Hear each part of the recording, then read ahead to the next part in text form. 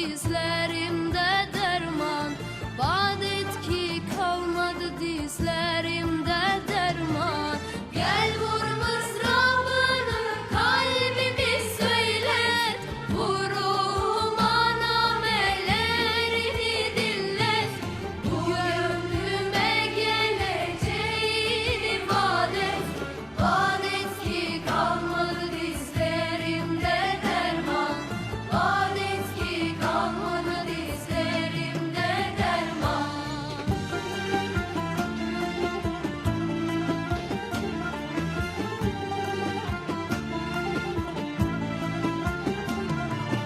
Güller gülse de ağlıyor hep bülbül. Bir dert küpü oldu şimdi bu gönül.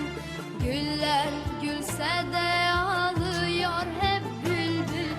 Bir dert küpü oldu şimdi bu gönül. Bilmem mümkün mü bu hale tahammül.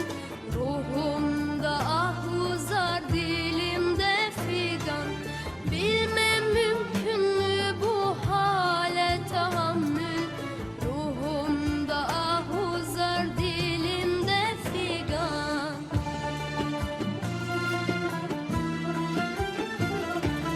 Gel vur mızrabını kalbimi söylet, vuruma namelerini dinlet.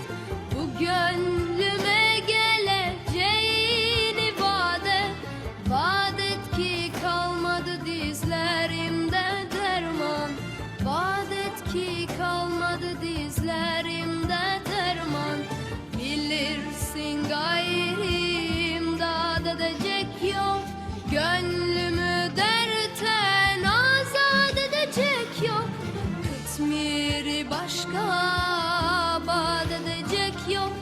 Hatırım virane, gözlerim